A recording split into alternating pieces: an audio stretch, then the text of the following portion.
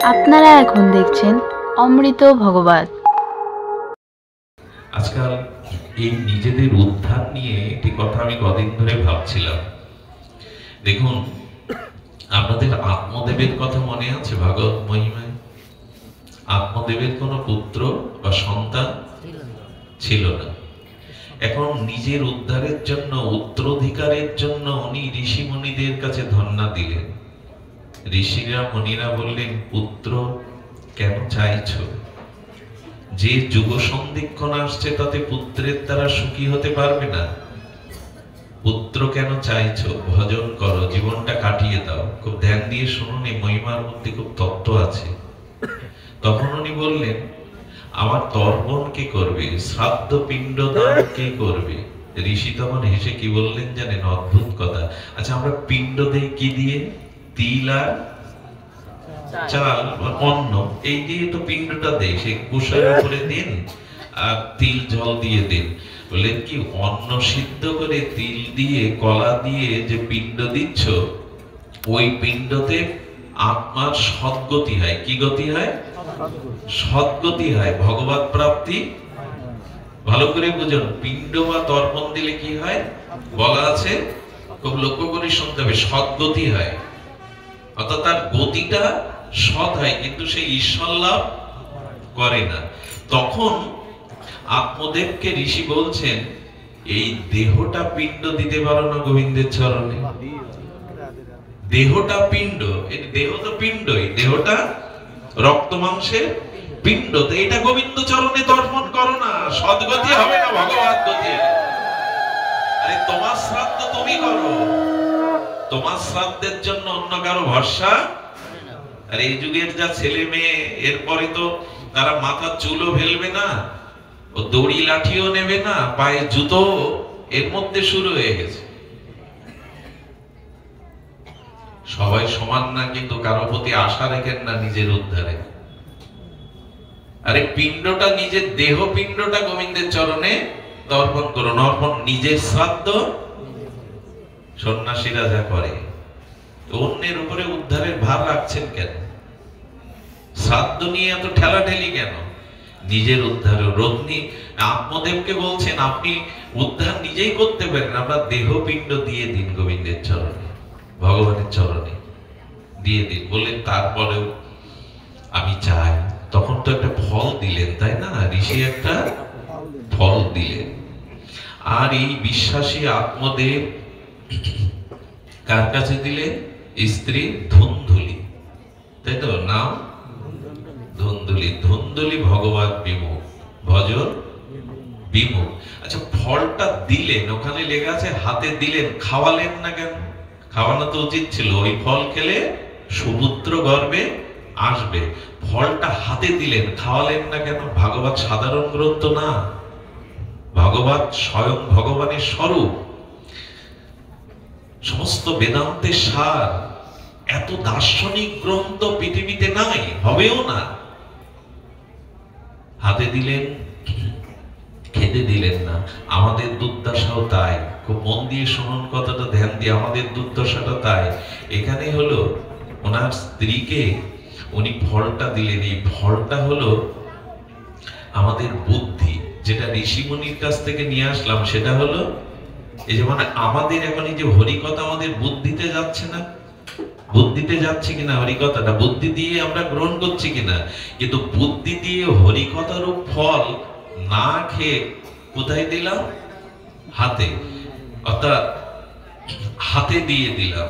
তেমনি হরিকথা শোনার পরে বুদ্ধিতে নেই, কিন্তু ওটা আমরা আচরণে, ব্যবহারে আনি না। শুনতে হয় শুনলাম, আমি বলতে হয় বললাম।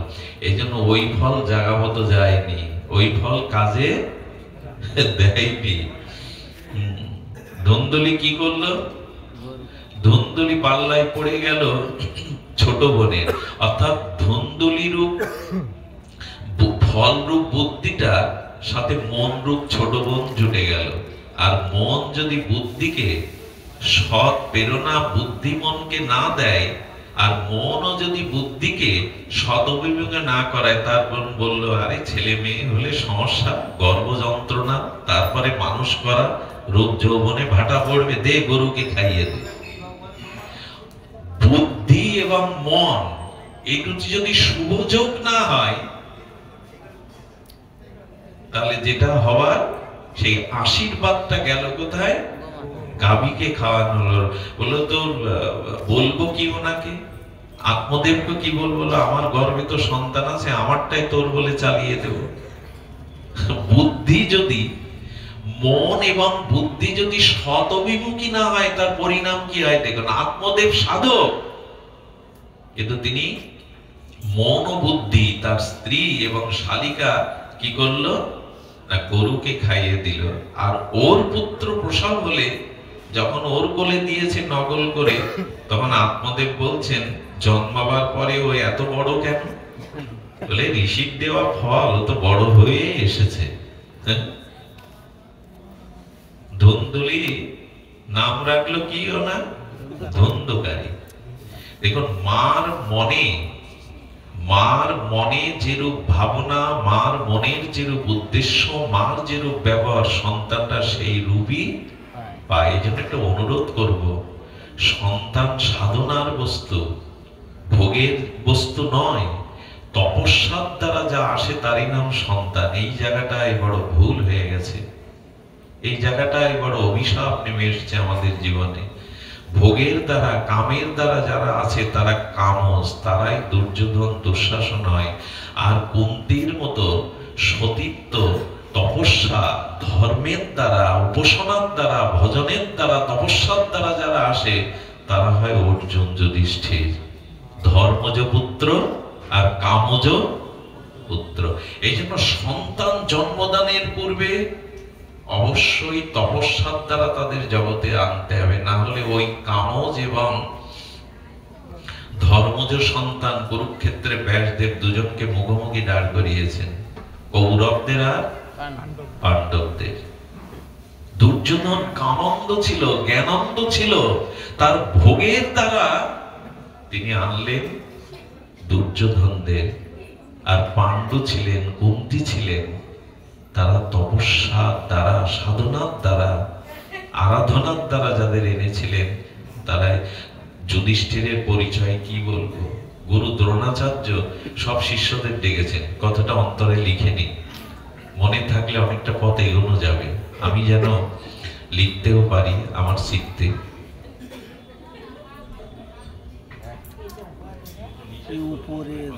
নিষেধ করুন, কি বলছেন? মনটা ওদিকে চলে যায়। দ্রোণাচার্য সবাইকে ডেকে গুরুদেব বললেন, আমি তোমাদের মুখস্থ শক্তির পরীক্ষা নিতে চাই, মৌখিক পরীক্ষা। সত্যং বদ, মানে সত্য বলো, এই শব্দটা মুখস্থ করে বলো।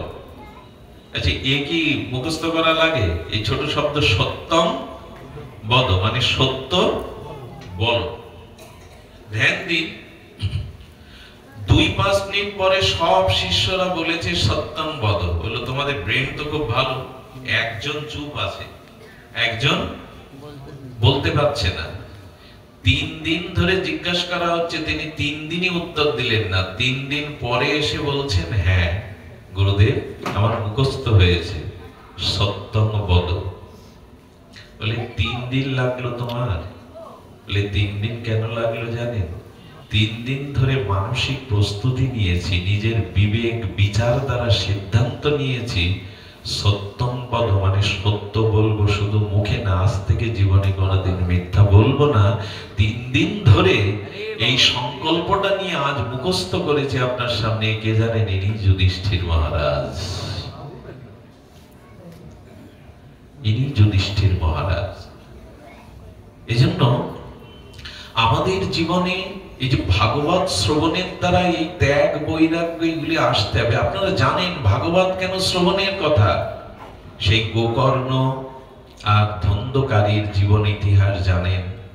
এই জাতীয় সন্তান যাদের আছে, তারা কি হলো, ছোটবেলা থেকে এসে অসৎ সঙ্গে মিশতে লাগলো, মদ, নারী, জুয়া, পতিতাদের ঘরে আনতে লাগলো। আত্মদেব মারা গেলেন, এমনকি তার মাকে হত্যা করা হলো, পতিতারা তাকেও হত্যা করলো। গোকর্ণ বহুবার বুঝিয়েছিল তাদের, অসৎসঙ্গ করো না, কিন্তু মাঝে মাঝে সত্যের কথা, মাঝে মাঝে সাধুর কথা আমরা নিতে পারি না, হলো ওই বেশ্যাদের, পতিতাদের হাতে খুন হতে হলো। এবং সব থেকে বড় কথা, যে কথা বলবার জন্য এই কথার অবতারণা করা, এটি আমার মুখ্য উদ্দেশ্য নয় বলা, সেটি হলো যখন গোকর্ণ ফিরে এসে দেখলো বহু পাপ করলে, মারা গেলে আত্মার কল্যাণ হয় না, আত্মা তখন প্রেতাত্মা রূপ নেয়। এই দেখুন তার দৃষ্টান্ত ভাগবতে দিচ্ছে। সেই ধুন্ধকারী, হ্যাঁ, সে অসৎ সঙ্গ করে করে পাপের দ্বারা মৃত্যুর পরে সে প্রেতাত্মা হয়ে এলো, কাঁদতে লাগলো গোকর্ণের কাছে, উদ্ধার করো, কৃপা করো আমায়। এখন এই কেন ভাগবত দিতে হয়? এই যে এরা ভাগবত দিচ্ছে, নারায়ণ চন্দ্র মহাশয়ের কল্যাণে কেন শুনুন, এই সিদ্ধান্তই দেয়া আছে ভাগবত মহিমায়। তখনই গোকর্ণ ঋষিদের কাছে শরণাপন্ন হলেন, কি করতে পারি, আত্মার উদ্ধার হয়নি, তারা প্রেতাত্মা হয়ে যন্ত্রণা কাতর, কি করতে পারি? তখনই বললেন ভাগবত দাও, ভাগবত সাধু সমাগমে ভাগবত দাও, ভাগবত সর্বোত্তম আত্মার কল্যাণকারী, ভাগবত দাও। সেদিন কি হলো জানেন? ভাগবত পাঠের দিন একটা বাঁশ পোতা হলো। কি পোতা হলো? খুব মার্মিক কথা এটা। বাঁশের 7টা গিরো। বাঁশ মানে কি জানেন? সংকেত দিচ্ছে বাসনা। বাঁশ মানে বাসনা, আর বাসনাতে যে 7টা গিরো, এগুলো মোহের গিরো। আমাদেরও এক দিন পাঠ হয়, আর ধন্দুকারীরও প্রেতাত্মা ওই বাসনার মধ্যে, বাসনার মধ্যেই তো থাকে প্রেতাত্মা। দুষ্ট আত্মা, দুষ্ট চিন্তা কিসের মধ্যে থাকে? বাসনার মধ্যেই থাকে, আর গিরো লাগিয়ে থাকে। গিরো লাগিয়ে অর্থাৎ মোহ নিয়ে থাকে। ভাগবত হলো আমাদের বাসনার মোহর গিরো এক একটা ফাটিয়ে দেয়, ওটা থেকে মুক্ত করে দেয়, বাসনাকে, মোহকে ফাটিয়ে দেয়। এক দিন পাঠ হয়, একটা ফেটে যায়। আমাদের বাসনা ফেটে যেত, ওই গিরো গেছে তো, মোহের গিরো আর গেছে, আপনাদের গেছে, আমার যায়নি। পাঠ হলো, কিন্তু বাসনা মোহের গিরো ফাটলে, এক দিন পাঠ হয়, এক একটা ফেটে যায়।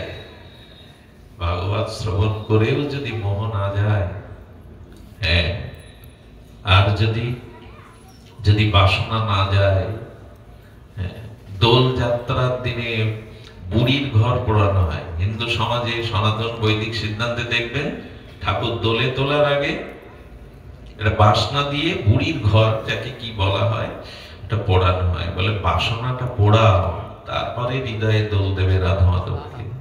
আগে বাসনা পোড়াও, আর আমাদের বাসনা গেছে। ভাগবত শুনলে এই বাসনাতে আমাদের যে আত্মাটা নিম্নগামী, তার কল্যাণ হয়। এই জন্যই ভাগবত। তবে আমাদের জীবনে 5টি পদ দিয়েই, এটি বলেই বিশ্রাম রাখবো। আমি ভজন কথা বলছি না, বলে গেছেন আমার জ্যেষ্ঠ গুরু ভ্রাতা মহান আচার্য, শাস্ত্র সিদ্ধান্ত তার অষ্টগত, এত সিদ্ধান্ত জানিয়েছেন, আমি সেখানে পৌঁছাতে পারবো না। আমি সাধারণ আমাদের জীবন চলনার বর্তমান প্রেক্ষাপটে নিজেদের একটু আত্মকল্যাণের পথটা আমরা রচনা করি। আমাদের জীবনে যা কিছু ধ্বংস, অকল্যাণ, পাপ প্রবৃত্তি ঢোকে 5টা পথ দিয়ে, 6টা পথ না। এই 5টা পথ দিয়ে আপনি এখন দেখতে পাবেন, আপনি এখন চোখে জ্ঞান দৃষ্টিতে দেখতে পাবেন। এই 5টা পথ দিয়ে আমাদের জীবনে পতন আর ধ্বংস নেমে আসে। 6টা পথ নেই, 5টাই। ভাগবত সেই 5টার কথা বলেছি, আমি একটু সামান্য জানিয়ে বিশ্রাম রাখবো। সেই 5টা, প্রথম হলো সংসার পথ দিয়ে। সংসার পথ দিয়ে আমাদের জীবনে পতন, স্খলন সব নেমে আসে। অথচ সংসার আশ্রমকে, গারস্থ আশ্রমকে শ্রেষ্ঠ বলা হয়েছে। সেখানে মহাপ্রভু নির্দেশ দিয়েছেন, অনাচার ছাড়ো, সংসারটা কৃষ্ণের করো, নাহলে ওই সংসারের পথ দিয়েই তোমার জীবনে পতন নেমে আসবে। আমি গতকাল বলছিলাম, সংসারে সকালবেলা উঠে চারটে জিনিস করণীয়, চারটে জিনিস ত্যাগ করতে হবে, তাহলে সংসারে কিছুটা অনাচার যাবে। কটা ত্যাগ করতে হবে? শুনছেন না ঘুমাচ্ছেন? শুনছেন, অনেকেই ঘুমাচ্ছেন, জেগে থাকুন। চারটে জিনিস সকালে উঠে প্রথম ঘুম ভেঙে করতে হবে, চারটে জিনিস ত্যাগ আর চারটে জিনিস গ্রহণ। আমি বলছি আপনার সংসারের পথ দিয়ে আর ক্ষতি ঢুকবে না। প্রভাতে ঘুম থেকে উঠেই চারটি জিনিস আপনাকে ত্যাগ করতে হবে। প্রথম যেটি বলা হলো, ঘুম থেকে প্রভাতে শয্যা ত্যাগ করার পরে কেউ আয়নায় মুখ দেখবেন না। অভাব, দুর্দশা, অশান্তি, অভিশাপ ঢুকবে। দর্পণে মুখ দেখা যাবে না। কি দেখতে হবে? সকালে উঠেই বরঞ্চ দর্পণটা ওখানে রাখবে না যেখানে চোখ পড়ে যায়। স্বচ্ছ বস্তুতে তেমনি চোখ চলে যায়, ওখানে ভগবানের বিগ্রহ বা পট এগুলি রাখতে হবে। দ্বিতীয়ত, ঘুম থেকে উঠে বিছানায় কোনো কিছু আহার করা যাবে না। এখন কি বলে মাস্টার? গ্রিন টি দাও, যা তো। হ্যাঁ, বিছানায় উঠে শয্যা ত্যাগ করে বিছানাতে কিছু অভাব আসবে, অভিশাপ আসবে, দুর্গতি আসবে এই পথ দিয়ে। এখন তো চারটে পরেটাও চলে বসে বসে, আলুর পরেটা, অমুক তমুক। বিছানায় মুখ মানে বিছানায় বসে কিছু পাওয়া যাবে না। দ্বিতীয় সংকেত হলো, ভোরবেলা যদি ঘুম ভেঙে যায় তাহলে দৈহিক সম্বন্ধ, কাম বা কামনায় জড়াবেন না, অভিশাপ ঢুকবে। যদি বলেন কোথায় পেয়েছে, এটা ভাগবতেরই সন্দেশ। এখানে দেহভোগ করা যাবে না। আর শয্যা ত্যাগ করার পরে কোনো কারণে কারোর সাথে কোনো ঝগড়া বা কটু কথা, প্রথম কথাটা বলা যাবে না। চারটে জিনিস সকালে উঠে ত্যাগ করুন। আপনার জীবনে অনেক অনাচার, অনেক অনেক অভিশাপ সংসার থেকে প্রায়শই সব অভ্যাসগুলো আমার মধ্যে তো আছে, এই জন্য বলছি। এই চারটা আপনাকে মানতেই হবে, নাহলে অনাচার ঢুকবে, অভিশাপ ঢুকবে। এর কোনো না কোনো কারোর সাথে আমরা জড়িত, এই চারটির সাথে কেউ না কেউ, কখনো কখনো। চারটি জিনিস করতে হবে, এটি নিষেধ, গ্রহণ করতে হবে চারটি জিনিস। খুব মার্মিক কথা, বৃন্দাবনের এক আচার্যের মুখে আমি শুনেছিলাম, কথাটা এখনো মনে রয়ে গেছে। প্রভাতে উঠে চারটি করণীয় কাজ। প্রথমে হাতের দিকে তাকাতে হবে ঘুম ভেঙে। কোন দিকে? হাত দেখবো নাকি? সকালে হাত দেখতে হবে। হাত দেখার অর্থ হলো হাতের অগ্র, এই যে করের অগ্রভাগটা দেখতে হবে। করের অগ্রভাগে বলা হয়েছে, করাগ্রে বসতি লক্ষ্মী। অর্থাৎ দেখতে হবে আমার করাগ্রহে বসে আছেন লক্ষ্মী। আর হস্ত মধ্যে বসতি সরস্বতী, মাঝখানে কে আছেন? সরস্বতী। হাতের মূল কেন্দ্রে দেখতে হবে শ্রী গোবিন্দকে। কি সংকেত দিল জানেন? এই হাত ভগবান দিয়েছেন সুবুদ্ধি আর সুকর্ম করবার জন্য, আর এই দুটো উদ্দেশ্য গোবিন্দকে সমর্পণ করে করতে হবে তোমায়। আচ্ছা, এই যে প্রণাম করা হাত দিয়েই তো, হাত এবং মাথা দুটো লাগে প্রণাম করতে। কেন জানেন? প্রকৃত প্রণাম সেই দিনই হবে, হাত হলো কর্মের প্রতীক আর মস্তিষ্ক হলো বুদ্ধি প্রতীক। বুদ্ধি আর কর্ম দুটোই ভগবানকে সমর্পণ করো, এটাই প্রণাম, এটাই মঙ্গল। শুধু মাথা নত করলাম, হাত জোড় করলাম, এটা প্রণাম? এই জন্য সকালে উঠে সিদ্ধান্তে, হে ভগবান, করমূলেকে গোবিন্দকে দেখতে হবে, করমূলে গোবিন্দকে দেখতে হবে, মধ্যে সরস্বতী অর্থাৎ কর্ম এবং জ্ঞান ভগবানকে সমর্পণ করে দিন শুরু। প্রথম কাজ এটা। এটা করলে লক্ষ্মী, সরস্বতী, গোবিন্দ কৃপায় আপনার বুদ্ধি জ্ঞান এগুলি আসবে। দ্বিতীয়ত, প্রভাতে শয্যা ত্যাগ করে অবশ্যই শ্রী ভগবানের বিগ্রহের দিকে বা কোনো শুভ, কোনো মহামানব, শ্রীগুরু, এদের দিকে চাইতে হবে। তৃতীয় যেটি করতে হবে সেটি হলো, মাটিতে নামার আগে আমাদের ভূদেবী, ভগবানের সহধর্মিণী ভূদেবী অর্থাৎ পৃথিবী মাকে, ভূমি মাকে, এটা আমাদের গৌড়ীয় বৈষ্ণবদের বলা আছে, প্রণাম করেই তবে পাটা দিতে হবে। এবং সকালবেলা প্রথম কাজ হবে আপনার কোনো পশু পাখি জীবজন্তু পরিবারের কাউকে কোনো না কোনো খাদ্যবস্তু দিয়ে তবে আপনাকে মুখে খাদ্য দিতে হবে। চারটে শুরু করে দিন, কাল থেকে সৌভাগ্য আপনার জীবনে আসবে। আমি মাদুলি বেচতে আসিনি, আপনাদের ভাগ্যের জ্যোতিষী হয়ে আসিনি, ভাগবত বলতে এসেছি, এর দ্বারা কল্যাণ আসবে। সুধী মণ্ডলী, সংসার যদি অনাচার না ছাড়তে পারি, তবে বিল্ডিং দিয়েও, ঘর সাজিয়েও, ওই যে বললাম অন্তর বিকাশার শুরু করেছিলাম, লঙ্কার বিকাশ যেন আমরা না চাই, অযোধ্যার বিকাশ চাই। অর্থাৎ এই ভেতরটা শুদ্ধ করতে পারে এই সদাচার, ভগবত ভজন, এগুলি। দ্বিতীয়, আমাদের জীবনের অশান্তি, অকল্যাণ, পতন আছে সম্পত্তি নিয়ে। কি নিয়ে? সম্পত্তি। একটা অনুরোধ করব, সংসারে আত্মীয় স্বজন, জ্ঞাতি, ভাই, সম্পত্তির যার যেটুকু প্রাপ্তি সেটুকু তাদের বুঝিয়ে দিবেন, যদি অভিশাপ থেকে মুক্ত হতে চান। যার যেটুকু প্রাপ্তি, কারণ সম্পত্তি নিয়েই আমাদের জীবনে বিপত্তি। এই পাঁচটা ছাড়া অন্য কোনো পথ নেই আপনার জীবনের পতন আসবার, ধ্বংস আসবার। যেখানে যত সমস্যা, এই জন্য যার যেটুকু প্রাপ্তি, 5টা গ্রাম দিলে কুরুক্ষেত্রে হতো না, কিন্তু যুদ্ধ ছাড়া সূচের অগ্রে মাটি দেব না। এই তো, এই জন্য বলছেন সম্পত্তি যার যেটুকু প্রাপ্তি তাকে দিয়ে আমরা আগলে ধরে রাখতে চাই, অন্যকে বিমুখ করে আগলে ধরতে থাকতে চাই, সেটাই তখন অভিশাপের কারণ হয়। আরেকটি আছে সম্বন্ধ থেকে। কি থেকে?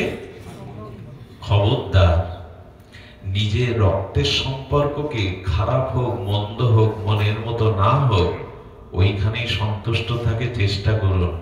এদের বাইরে অন্য সম্পর্ক খুব গাঢ় করতে যাবেন না, জীবনে ওইখান থেকেই সমস্যা তৈরি হবে, ওইখান থেকেই জীবনের সমস্যাটা তৈরি হবে। শুধু ভক্ত মণ্ডলী, এই জন্য আজকে কিছু মনে করবেন না, বাইরের সম্বন্ধকে আমরা বেশি আবেগ জানাই, কর্তব্য ওখানে উদলে ওঠে।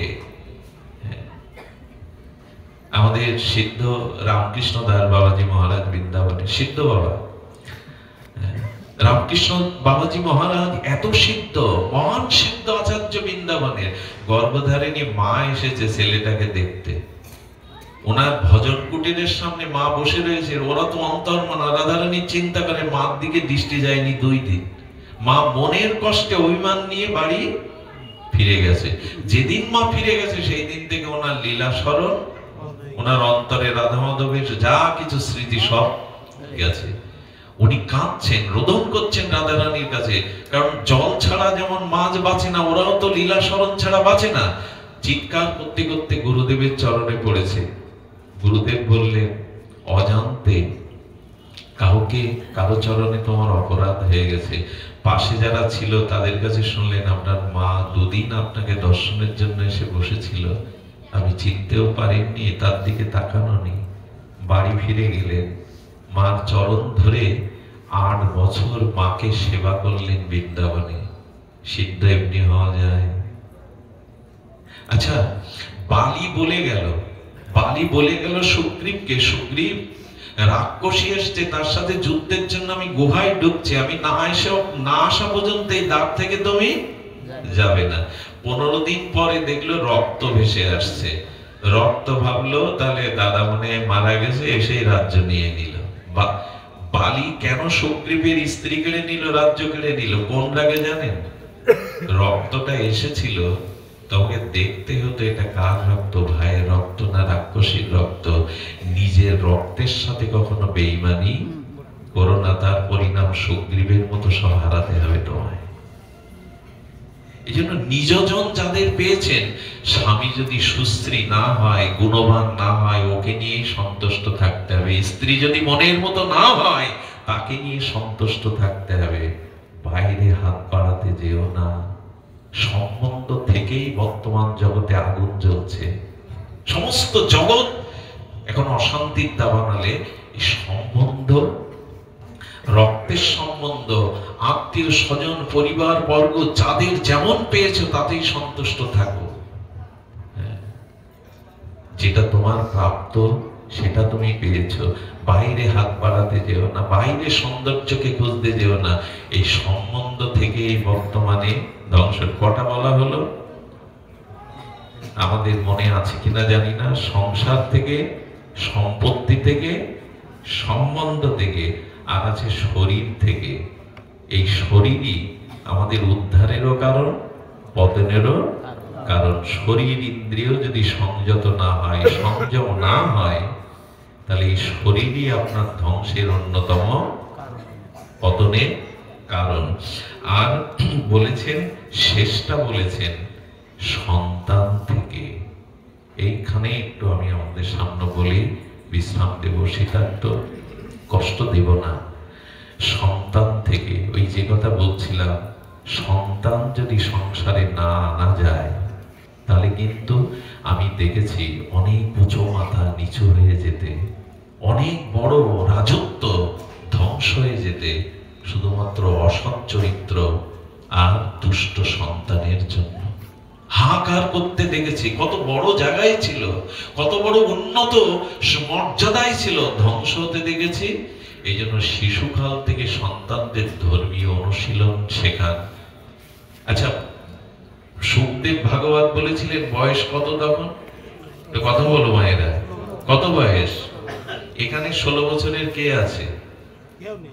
যিনি ভাগবত বলছেন তিনি 16 বছরের। এখন 16 বছরের ভাগবত বক্তা কই? মহাপ্রভু কীর্তন ঝাঞ্ঝা তুলেছিলেন সারা ভারত ব্যাপী। কয় বছর বয়সে সন্ন্যাস নিয়েছিলেন? এখানে 24 বছরের কোথায়? তারা এখন কি করছে ভালোই জানেন। 24-16 এখন কি করছে ভালোই জানি আমরা। ওদের দোষ না, আমরা পথ দেখাতে পারিনি। মার তপস্যা ছিল না, তাহলে 5 বৎসর পঞ্চম মাস গর্ভবতী সীতাকে নাম বনবাসে দিত না, বাল্মীকির আশ্রমে দিত না। রাজপুরীতে ভোগের মধ্যে থাকলে আমার সন্তান মর্যাদা সম্পন্ন হবে না, জঙ্গলে পাঠালেন, বনবাসের নাম করে ঋষির আশ্রমে পাঠালেন। এখানে 16 বছরের কেউ নেই, অথচ 16 বছরে ভাগবত বলেছেন সুখদেব। আজকে ওই বক্তা যারা দাদার মতো আছে, আমার মতো যারা, কতদিন ওই সন্তানদের তো ব্যাসপীঠে বসাতে পারছি না হরি কথা বলার জন্য। 16 বছরের সুখদেব বলল, 16 বছরের সনাতন ধর্ম, 1-2 কোটি হিন্দু 16 বছরের কাউকে এখানে বসাতে পারছে না। 24 বছরে নেতৃত্ব দিলেন মহাপ্রভু হরিনামের, এখানে কেউ নেই 24 বছর বয়সে। ধর্ম করছি, ভাগবত করছি, ঝড় তুলে দিচ্ছি। এজন্য ছোটকাল থেকে পরিবারের সন্তানকে ধর্মীয় আদর্শ অনুশীলন দিন, বাঁচতে পারবেন না। আগামী দিনে সন্তানদের কারণেই সব ধূলিসাৎ হয়ে যাবে, তাদের যদি এই পথ দেখাতে না পারে।